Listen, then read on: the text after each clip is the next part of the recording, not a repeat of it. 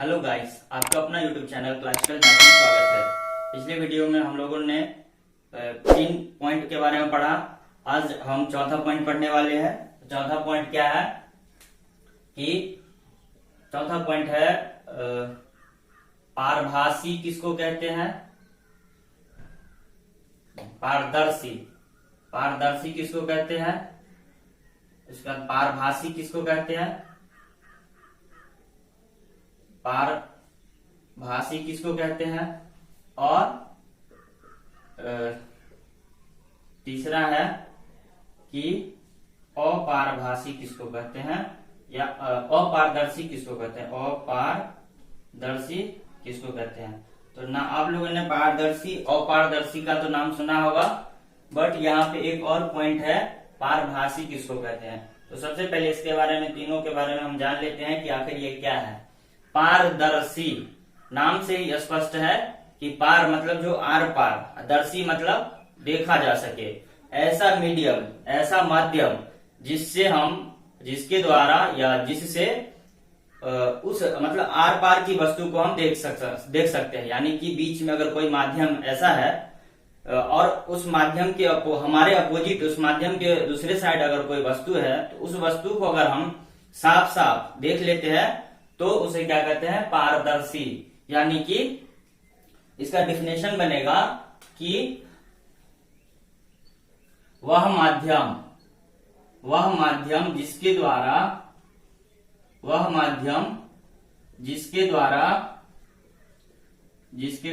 हम आर पार की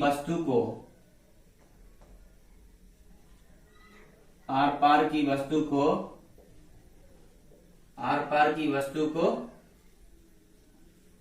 आसानी से देख पाते हैं, आसानी से और साफ साफ देख पाते हैं, आसानी से देख पाते हैं। ठीक, तो पारदर्शी के बारे में तो हमने समझ लिया। पारदर्शी वो माध्यम है क्या? अभी तो हमने पढ़ा कि वह माध्यम जिसके द्वारा हम आर पार की वस्तु को आसानी से देख सकते हैं। तो आखिर वह माध्यम कैसा क्या है? तो जैसा कि हम लोग देखते हैं घरों में जो कांच का खिड़की लगा होता है, या एक प्लेन कांच जो होता है, जैसे गाड़ियों में जो होता है, गाड़ी का ड्राइवर के सामने में जो कांच लगा होता है, वो पूर्ण रूप से क्या होता है? पारदर्शी होता है। यानी कि उस कांच के आगे जो भी वस्तु होता है उसे हम साफ साफ देख सकते हैं। तो वो कांच क्या हुआ? एक माध्यम हुआ जिसके द्वारा हम लोग दूसरे साइड वाली वस्तु को, यानी कि आर पार की वस्तु को हम आसानी से देख सकते हैं। तो वो क्या हो गया? पारदर्शी। अब है इसका अपोजिट हो गया अपारदर्शी। तो अपारदर्शी इसका अपोजिट तो हम सिंपली है कि वही फॉर्मूला में बस नहीं लगा देंगे, बस हो गया। क्या परिभाषा बन गया अपारदर्शी का? तो अपारदर्शी का परिभाषा होगा कि वह माध्यम जिसके द्वारा हम आर पार की वस्तु को नहीं देख पाते हैं, आसानी से नहीं, सीधे सीधे नहीं देख पाते हैं। जैसे कि हो गया दीवाल। तो दीवाल अगर बीच में हो तो दीवाल के उस साइड जो भी अगर कोई वस्तु है, यानी कि दीवाल के आर पार तो हम किसी भी वस्तु को नहीं देख सकते हैं। तो यहाँ पे माध्यम जो है दीवाल, वो दीवाल क्या है? अपारदर्शी है। उसके बाद है पारभासी। पारदर्शी और अपारदर्शी में अंतर तो समझ गए। अब है पारभासी। पारभासी का मतलब हुआ कि देखना भी और नहीं भी देखना, मतलब धुंधला देखना। तो इसका परिभाषा बनेगा कि वह माध्यम जिसके द्वारा हम वस्तु को धुंधला देख सकते हैं, यानी कि पूर्णतः साफ साफ नहीं देख सकते हैं। देख तो सकते हैं बट पूरा साफ साफ नहीं देख सकते हैं। तो वैसा कौन सा माध्यम है जिसके आर पार हम पूरा साफ साफ नहीं देख सकते हैं? तो आप लोगों ने भीगा कागज देखा होगा, या तेल से भीगा हुआ कागज। आप घर पे भी ऐसा कर सकते हो कि किसी कागज को हम क्या करेंगे? तेल से भिगा देंगे और उस कागज को इस तरह से लटका के हम देखेंगे, तो उस कागज के आर पार तो वस्तु दिखेगा, लेकिन पूरा साफ साफ नहीं दिखेगा। दूसरा उदाहरण इसका हो जाएगा कि चादर। कोई जालीदार चादर अगर हो तो उसको अगर हम बीच में रख देंगे माध्यम के जगह पर, या माध्यम मानकर, और उस चादर के उस पार वाले वस्तु को देखेंगे तो वस्तु तो दिखेगा, बट पूरा साफ साफ वस्तु नहीं दिखेगा, यानी कि धुंधला दिखेगा। तो जो भी वस्तु अगर मीडियम के उस पार अगर धुंधला दिखता है या मीडियम के आर पार धुंधला दिखता है तो उसको क्या कहते हैं, पारभासी। तो यही तीनों डिफिनेशन था, इसको हमें देखना होगा एग्जाम्पल के साथ डिफिनेशन। ये हमें ऑब्जेक्टिव में पूछ सकता है कुछ इस टाइप के सवाल, जैसे कि उदाहरण कोई उठा के दे देगा और उसमें बोल देगा कि बताइए ये पारभासी है या अपारदर्शी है या पारदर्शी या इनमें से कोई नहीं। तो हम एग्जाम परिभाषा अगर हम ढंग से याद कर लेते हैं, समझ लेते हैं, तो हमें इसके एग्जाम्पल्स पर आधारित अगर कोई ऑब्जेक्टिव रहेगा तो हमें प्रॉब्लम नहीं होगा। तो यहाँ पारभासी का हम पहले अपारदर्शी का लिख देते हैं कि वह माध्यम, इसका जस्ट अपोजिट, वह माध्यम जिसके आर पार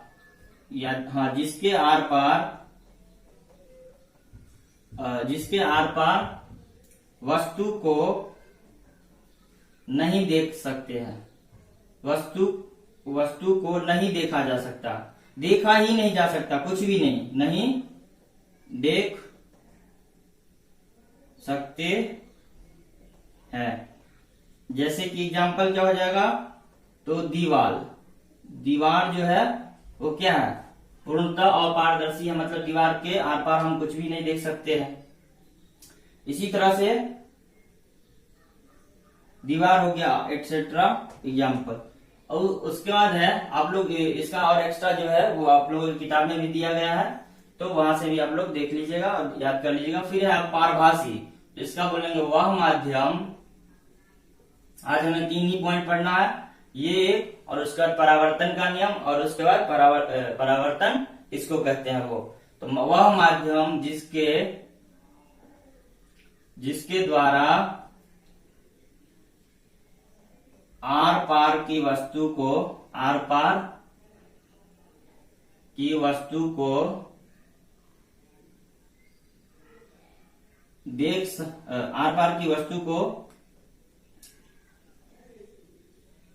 धुंधलापन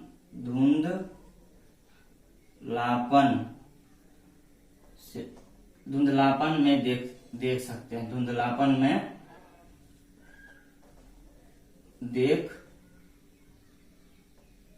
देखते हैं। इसका एग्जाम्पल क्या होगा, तो भीगा हुआ कागज, तेल से भीगा हुआ कागज, तेल से भीगा कागज, उसके बाद जालीदार चादर या सीधे चादर कह दीजिए,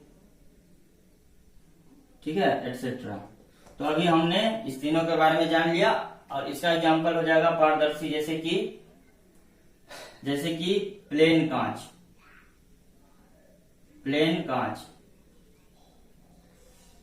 जिसे हम आर पार देख सकते हैं।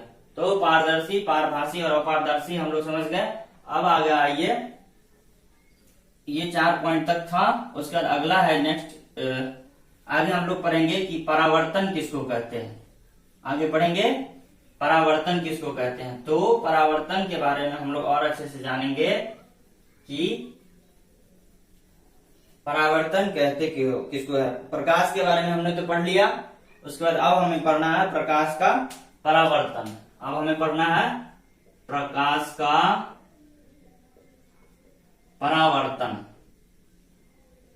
तो प्रकाश का परावर्तन किसको कहते हैं, तो किसी प्रकाश स्रोत से आने वाली प्रकाश की किरण जिस माध्यम से टकराकर वापस चली जाती है, किसी प्रकाश का आकर किसी माध्यम से टकराना और फिर वहां से वापस चला जाना जो है वो क्या कहलाता है, प्रकाश का परावर्तन। तो इसका परिभाषा देखेंगे, प्रकाश का किसी वस्तु से टकराकर वापस जाना परावर्तन कहलाता है। प्रकाश का परावर्तन कहलाता है, परावर्तन कहलाता है। यानी कि प्रकाश का किसी वस्तु से टकराकर वापस जाना परावर्तन कहलाता है। अब है इसको हम जानेंगे कैसे, तो आइए हम लोग समझते हैं। जैसे कि इसको प्रैक्टिकली हम लोग इमेजिन करेंगे और समझेंगे कि जैसे कि यहाँ पे कोई मिरर है, यहाँ पे कोई मिरर है, मिरर का मतलब दर्पण है। ये दर्पण के पीछे का भाग है जो रंगा हुआ है, तो इसको हम क्या कहेंगे, दर्पण।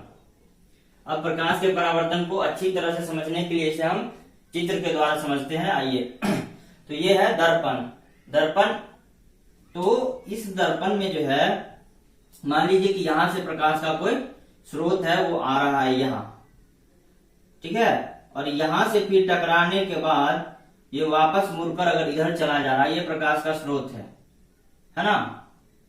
ये मान लीजिए कि प्रकाश का स्रोत है, ये सूर्य हो या टॉर्च है वो, या क्या है, कोई बल्ब हो, कुछ भी हो सकता है प्रकाश का स्रोत। तो ये आ रहा है, यहाँ पे हम देख रहे हैं, ये एरो का निशान ये बता रहा है कि ये जो है प्रकाश का किरण इस दर्पण पर यहाँ आकर टकरा रहा है, और फिर टकराने के बाद ये वापस मुड़कर जो चला जाता है, इसी को हम लोग क्या कहते हैं, प्रकाश का परावर्तन। इसे हम चित्र के द्वारा आसानी से, और आप लोग घर पे भी ऐसा कर सकते हो कि एक दर्पण इस तरह से ले लेंगे और सूर्य जो भी प्रकाश का स्रोत है, वो चाहे बल्ब हो या सूर्य हो, उसकी तरफ दर्पण को रख के और दर्पण को हिलाएंगे, तो हम देखेंगे, और फिर उस दर्पण से जो आकर प्रकाश, दर्पण से टकराकर जो प्रकाश वापस मुड़ता है, उसको किसी छायादार भाग में ले जाकर देखेंगे जो ऐसा आप लोग बचपन में भी किए होंगे। तो वो हमें दिखता है कि सूर्य से जो भी प्रकाश या प्रकाश स्रोत से जो भी प्रकाश आता है, वो दर्पण से टकराने के बाद वो छायादार भाग में उसको अगर मूव करते हैं उस दर्पण को, तो वहां वो प्रकाश जो है वो सीधे सीधे वहां तक पहुंचता है या वहां तक जाता है। तो इसका मतलब क्या हुआ कि प्रकाश जो इस स्रोत से आकर यहाँ पे दर्पण के किसी बिंदु पर टकराता है और फिर वहां से वापस मुड़ जाता है, तो प्रकाश का आना माध्यम या दर्पण से या किसी वस्तु से टकराकर वापस मुड़ जाना ही प्रकाश का परावर्तन कहलाता है। ये सिंपल है, ठीक। अब इसको हम छोटा करके यहाँ लिख देते हैं और फिर आगे देखते हैं हम इसको। यहाँ पे छोटा सा एक हम चित्र बना देते हैं आप लोगों को समझने के लिए।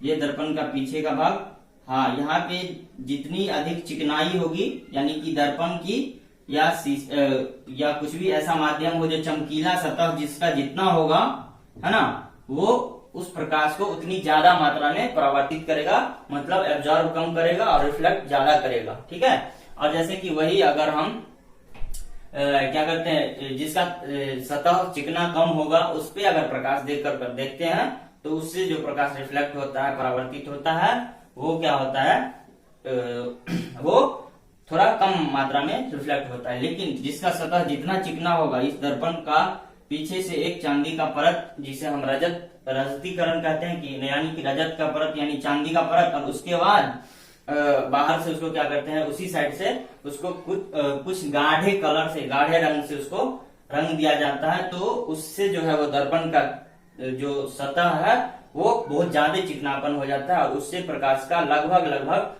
पूरा जो है प्रकाश परावर्तित होता है। तो इसलिए हम यहाँ पे लिख देते हैं प्रकाश का स्रोत यहाँ से आ रहा है, प्रकाश का किरण यहाँ से आ रहा है किसी स्रोत से, ये हम लिखेंगे स्रोत, प्रकाश का स्रोत। और क्या है, यहां से आकर यहाँ पे इस दर्पण पर मिलने के बाद जो ये टकरा कर वापस चला जाता है, इसी को क्या कहते हैं, प्रकाश का आकर किसी वस्तु से टकराकर जो वापस जाना, ये प्रकाश का परावर्तन कहलाता है, ठीक है। तो अब यहाँ पे नियम में भी एक चीज और पढ़ेंगे, लेकिन फिलहाल यहाँ भी पढ़ लेते हैं कि ये जो प्रकाश का स्रोत आता है, तो ये आकर वापस मुड़ने के बाद कुछ न कुछ एंगल बनाता है। तो यहाँ पे हम एंगल कह लेते हैं, इसका कोई ना कोई एंगल है, वो कितना है, थीटा एंगल बनाता है। लेकिन यदि यही प्रकाश का स्रोत सीधे अगर इस दर्पण पर पड़े, ये तो थोड़ा तिरछा प्रकाश पड़ रहा है इस दर्पण पे, लेकिन अगर इसी दर्पण पे सीधे इस प्रकाश के स्रोत से आ रही किरणें अगर इस पर सीधे इस तरह से अगर पड़ेगा, ये स्रोत है और इस पे सीधे प्रकाश आता है यहाँ, तो ये बिना कोण बनाए क्या होगा, कोण तो बनेगा यहाँ पे भी, वो 180 डिग्री का, वो सीधे क्या हो जाएगा, उसी पथ पर वापस चला जाएगा मुड़ के, ठीक है। यानी कि यहाँ से अगर प्रकाश स्रोत आ रहा है, कोई भी किरण अगर डायरेक्ट सीधे पड़ रहा है किसी दर्पण पर, तो वो क्या होगा, सीधे उसी पथ पर वापस मुड़ जाएगा और यहाँ पे थीटा का मान 180 डिग्री हो जाएगा, या आप 0 डिग्री भी कह सकते हो, है ना। तो जिसे हम आगे और देख लेते हैं अच्छे से। तो आइए प्रकाश का परावर्तन के बारे में समझ लिए। अब दूसरा है कि प्रकाश के परावर्तन का नियम। प्रकाश के परावर्तन का क्या नियम है? तो इसका नियम है, इससे पहले हमने देखा है कि किसी स्रोत से आकर प्रकाश किसी वस्तु पर पड़ता है और उसके बाद जो वापस चला जाता है टकराकर, जो वापस मुड़ता है, उसको प्रकाश का परावर्तन कहते हैं। तो इसी परावर्तन में परावर्तन का नियम भी छुपा हुआ है। क्या नियम है कि ये जो आ रही किरण और वापस चली जाती है, तो ये कुछ न कुछ नियम कानून को फॉलो करते हुए आएगी और वापस जाएगी।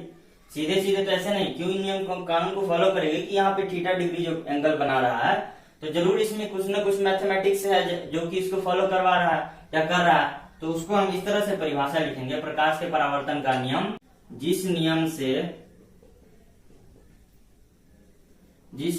से प्रकाश किसी वस्तु पर जिस नियम से प्रकाश किसी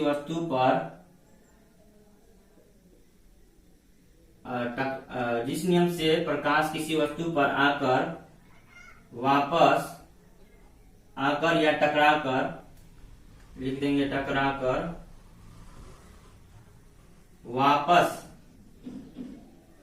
वापस मुड़ जाती है,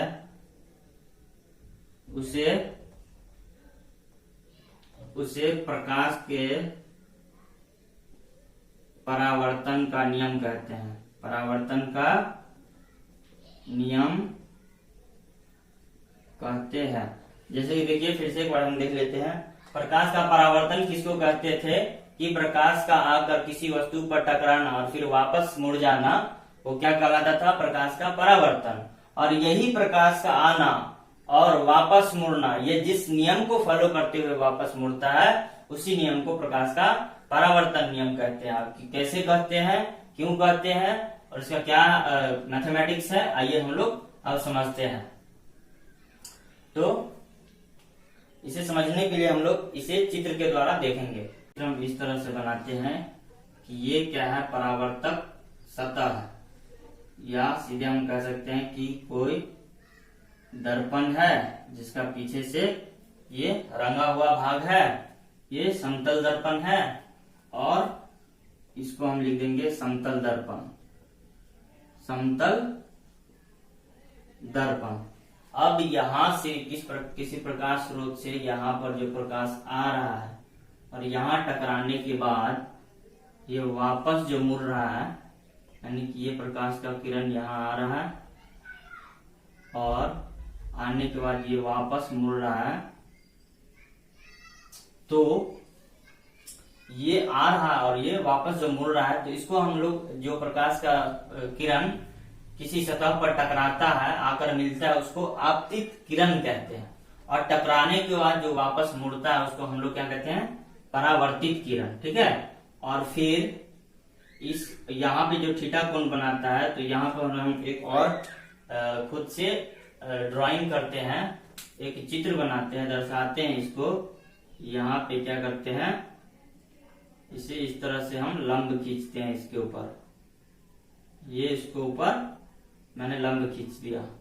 तो इसका नियम आप लोग पढ़े भी होंगे किताब में कि आपतित किरण, परावर्तित किरण और आपतन बिंदु पर डाला गया लंब, तीनों क्या होता है? एक ही समतल में होता है। जी हाँ, पहला नियम। और दूसरा नियम है कि आपतन कोण और बराबर परावर्तन कोण होता है। ठीक है। तो परावर्तन के कितने नियम है? 2 नियम है। ठीक। अब 2 नियम से पहले हम 2 नियम लिख लेते हैं और उसके बाद इसमें जितने भी कंडीशंस है उसको हम देख लेते हैं। तो ये पूरा जो एंगल है वो थीटा है, ये पूरा एंगल थीटा है, और ये जो है ये यहां से यहां तक लंब खींचा गया है, जो 90 डिग्री है। ठीक, अब यहाँ पे हम कहेंगे तो यानी कि इसको हम नामकरण भी इसका हम कर देते हैं। ये आपतित किरण है, आपतित किरण, और ये है परावर्तित किरण, परावर्तित किरण। आइए इसको और अच्छे से समझते हैं चित्र के द्वारा। सबसे पहले हम पॉइंट लिख देते हैं प्रकाश के परावर्तन का नियम, या सीधे सीधे हम लिख देंगे परावर्तन का नियम। परावर्तन का नियम अभी हमने इसका डिफिनेशन लिखा दिया है, परावर्तन का नियम। अब इसका कितना नियम है वो हम लोग देख लेते हैं। तो इसके 2 नियम है। इसके कितने नियम है? 2 नियम है। तो पहला है कि आपतित किरण, आपतित किरण, परावर्तित किरण, आपतित किरण, परावर्तित किरण और आपतन बिंदु, और आपतन बिंदु पर डाला गया लंब एक ही समतल में होता है। क्या होता है? एक ही समतल में होता है। अब इसको हम चित्र में कैसे देखेंगे, आइए इसका पहले नामकरण करेंगे और फिर समझेंगे। तो यहाँ पे कोई प्रकाश ए आ रहा है, ठीक है, प्रकाश यहाँ पे कोई ए प्रकाश आ रहा है, और ये बी प्रकाश कोई वापस जा रहा है। कहाँ? बिंदु ओ पर मिलकर। कहाँ? ये बिंदु ओ पर, यानी कि प्रकाश आकर बिंदु ओ पर मिलता है, फिर बिंदु ओ से बी की तरफ वापस चला जाता है। तो ओ और यहाँ पे एम कह लीजिए, ओ एम जो है वो एक इस पर लंब खींच दिया, और ये कोण जो है वो थीटा कोण बना रहा था। पहले आपतित किरण और परावर्तित किरण मिलके एक जो कोण बना रहा था वो थीटा कोण बना रहा था। तो आइए अब हम परिभाषा को चित्र के अनुसार समझते हैं। आपतित किरण, तो आपतित किरण क्या कहेंगे? एओ, एओ, फिर लिखेंगे परावर्तित किरण ओ बी, और आपतन बिंदु, ये आपतन बिंदु है, यानी कि ओ जो है यहाँ पे आकर किरण मिलता है, आपतित होता है, ये लास्ट पॉइंट है, यहाँ पर आकर टकराता है, तो ये आपतन बिंदु ओ हुआ। तो आपतन बिंदु पर डाला गया लंब, तो ये लंब कौन सा? आपतन बिंदु पर ओ एम लंब है, ओ एम, ये डाला गया लंब ओ एम एक ही समतल में होगा। तो ए ओ बी और ओ एम एक ही समतल में होगा, एक ही समतल में होगा, ठीक है। अब इसका दूसरा नियम है कि आपतन कोण और परावर्तन कोण दोनों बराबर होता है। अब इसका आपतन कोण कहते किसको है, परावर्तन कोण कहते किसको है, हाँ, उसके बाद आपतन बिंदु किसको कहते हैं, फिर आपतित किरण किसको कहते हैं, परावर्तित किरण किसको कहते हैं, ये हम लोग अभी परिभाषा से जानेंगे। तो पहले हम नियम जान लेते हैं कि अब है दूसरा नियम कि आपतन कोण और परावर्तन कोण बराबर होता है,